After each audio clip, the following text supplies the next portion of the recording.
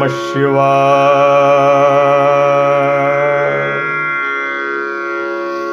ओम नमः शिवाय।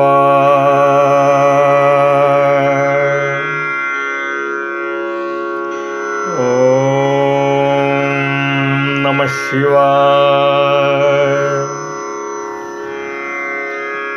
भक्तों, भगवान शंकर पार्वती से कहते हैं, किसी समय धर्म क्षेत्र नैमिषारण्य तीर्थ के प्रयाग क्षेत्र में सत्यव्रत परायण मुनियों ने महायज्ञ का आयोजन किया था।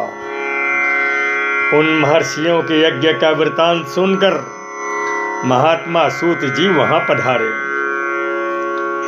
मुनियों ने उनका यथोचित स्वागत एवं पूजन किया तथा बोले, हे महाभाग, हम लोगों के कल्याण के लिए ज्ञान से युक्त तथा वेदांत के सार स्वरूप पुराण को हमें सुनाइए।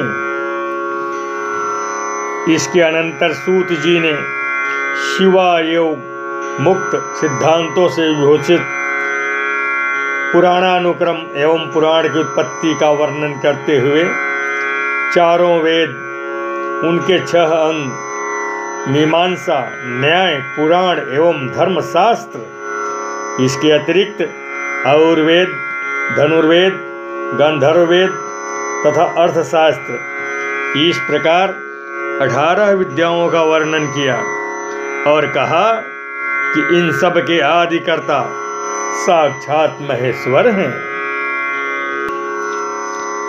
भगवान सदाशिव ने समस्त जगत को उत्पन्न करने की इच्छा करते हुए सनातन ब्रह्मदेव को साक्षात पुत्र रूप में उत्पन्न किया। तत्पश्चात उन्होंने अपने मध्यम पुत्र भगवान विष्णु को जगत के पालन के लिए रक्षा शक्ति प्रदान की। ब्रह्मा जी ने प्रजा सृष्टि का विस्तार करते हुए सर्वप्रथम पुराणों का स्मरण किया। इसके पश्चात उनके मुख से वेद उत्पन्न हुए। उसके अनंतर समस्त शास्त्र उत्पन्न हुए। विस्तृत विद्याओं को संक्षिप्त करने के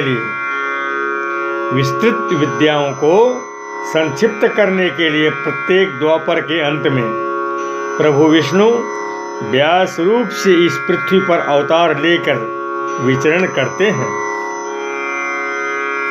सूत जी कहते हैं, भक्तों, श्वेत वराह कल्प में ऋषियों में परस्पर विवाद हुआ, यह ब्रह्मा है या नहीं है।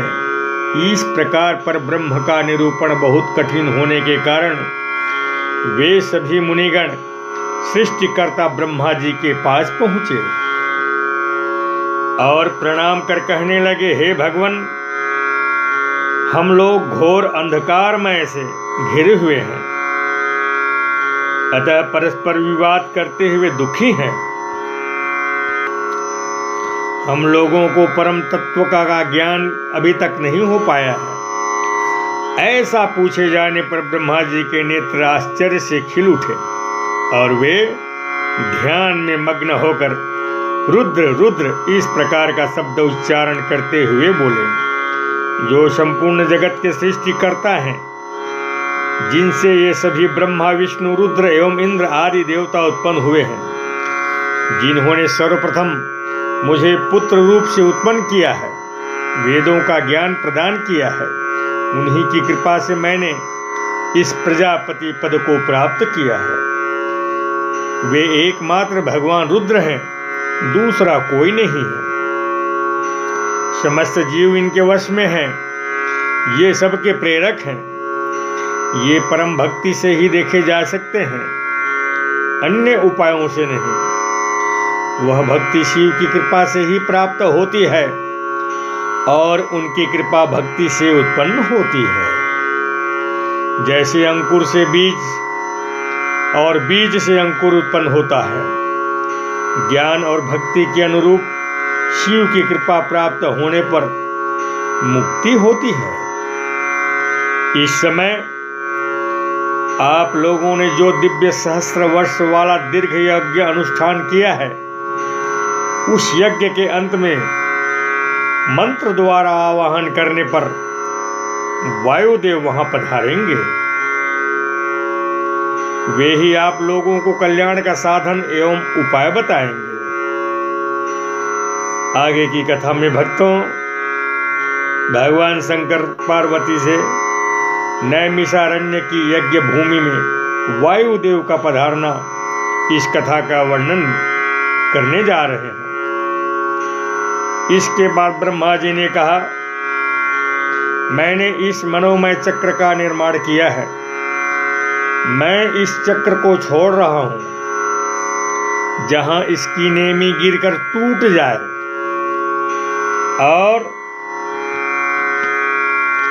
जहां इसकी नेमी गिरकर टूट जाए, वही देश तपस्या के लिए शुभ होगा, अत्यंत पवित्र होगा, अत्यंत पावन होगा, निर्मल होगा। ऐसा कहकर पितामह ने उस सूर्य तुल्य मनोमय चक्र की ओर देखकर और महादेव जी को प्रणाम कर उसे छोड़ दिया। फेंका गया वह कांतिमय चक्र विमल जल से युक्त सरोवर वाले किसी वन के एक मनोहर शिला पट पर गिर गया। इसी कारण से वह वन मुनि पूजित नैमिषारण्य नाम से विख्यात हुआ। सूत जी कहते हैं, उन ऋषियों ने उस स्थान में यज्ञ अनुष्ठान प्रारंभ किया। कुछ समय बीत जाने पर वह यज्ञ जब समाप्त हो गया, तब ब्रह्मा जी की आज्ञा से वहां स्वयं वायुदेव पधारे। तब सभी ने उठकर वायुदेव को प्रणाम कर उन्हें स्वर्णमय आसन प्रदान किया। तत्पश्चात उनकी भली भांति पूजा की। इसके बाद मुनियों के द्वारा पूछे जाने पर शिव में उनकी भक्ति बढ़ाने के लिए वायुदेव ने सृष्टि की उत्पत्ति एवं शिव का ऐश्वर्य संक्षेप में सुनाया। मुनियों ने पूछा, आपने वह कौन सा ज्ञान प्राप्त किया है जो परम से भी परम सत्य एवं शुभ है, तथा जिसमें उत्तम निष्ठा रखकर पुरुष परम आनंद को प्राप्त करता है। वायु देवता बोले, महर्षियों, मैंने पूर्व काल में पशु पाश और पशुपति का जो ज्ञान प्राप्त किया था, सुख चाहने वाले पुरुष को उसी में ऊंची निष्ठा रखनी चाहिए। अज्ञान से उत्पन्न होने वाला दुख ज्ञान से ही दूर होता है। वस्तु के विवेक का नाम ज्ञान है। वस्तु के तीन भेद माने गए हैं, जड़, चेतन। जड़ अर्थात प्रकृति, चेतन अर्थात जीव, और इन दोनों का नियंता अर्थात परमेश्वर। इन्हीं तीनों को क्रम से पाश, पशु तथा पशुपति कहते हैं। ब्रह्मा जी से लेकर स्थावर प्राणियों तक सभी जीव पशु कहे गए हैं। उन सभी पशुओं के लिए ही यह उत्तम दृष्टांत कहा गया है। यह जीव पाशों में बंधता है और सुख दुख भोगता है, इसलिए पशु कहलाता है। भगवान शंकर कहते हैं, हे पार्वती, यह ईश्वर की लीला का साधन भूत है। महर्षियों, इस विश्व का निर्माण करने वाला कोई पति है, वही पशुओं को पास से मुक्त करने वाला है, अतः वही पशुपति है। पशु, पास और पति का जो वास्तव में पृथक पृथक स्वरूप है, उसे जानकर ही ब्रह्मवेत्ता मनुष्य योनि से मुक्त होता है। सृष्टि के आरंभ में एक रुद्रदेव ही विद्यमान रहते हैं और दूसरा कोई नहीं रहता। वे ही इस जगत की सृष्टि करके इसकी रक्षा करते हैं और सबका संहार कर डालते हैं। इसके अनंतर वायुदेव ने विद्या, अविद्या, प्रकृति, पुरुष आत्म तत्व जीव तत्व का तात्विक विवेचन प्रस्तुत किया है। संक्षेप में सिद्धांत की बात यह है कि भगवान शिव प्रकृति एवं पुरुष से परे हैं। यही सृष्टि काल में जगत को रचते और संहार काल में पुनः सबको आत्मसात कर लेते हैं।